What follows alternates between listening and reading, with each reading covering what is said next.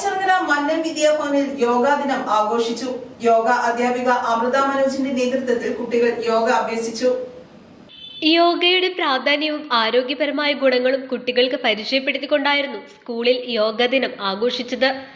യോഗാധ്യാപിക അമൃത മനോജിന്റെ നേതൃത്വത്തിൽ വിദ്യാർത്ഥികൾ വിവിധ യോഗാസനങ്ങൾ അഭ്യസിച്ചു.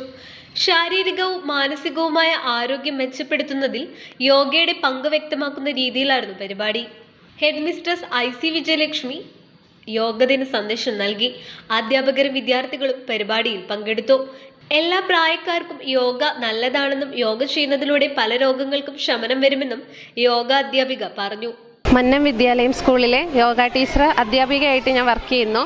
ഇവിടെ കുട്ടികൾക്ക് LKG മുതൽ 4ാം ക്ലാസ് വരെയുള്ള പിള്ളേർക്ക് യോഗ എടുക്കുന്നുണ്ട്. പിള്ളേർ നന്നായി ചെയ്യുന്നുണ്ട്. ഇതിൽ ഹൈപ്പർ ആയിട്ടുള്ള കുട്ടികളൊക്കെ യോഗയിൽ വരുമ്പോൾ നന്നായിട്ട് അടങ്ങിയിരിക്കാനും കോൺസെൻട്രേഷൻ നന്നായിട്ട് ഉണ്ടാവാനൊക്കെ അവരെ സഹായിക്കുന്നുണ്ട്.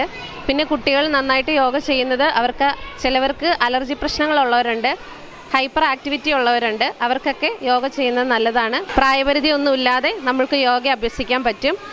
ഓരോ അസുഖത്തിനും പ്രമേഹം, കൊളസ്ട്രോൾ, ഉയർന്ന രക്തസമ്മർദ്ദം എന്നിവയ്ക്കൊക്കെ നമുക്ക് യോഗ നല്ലതാണ്.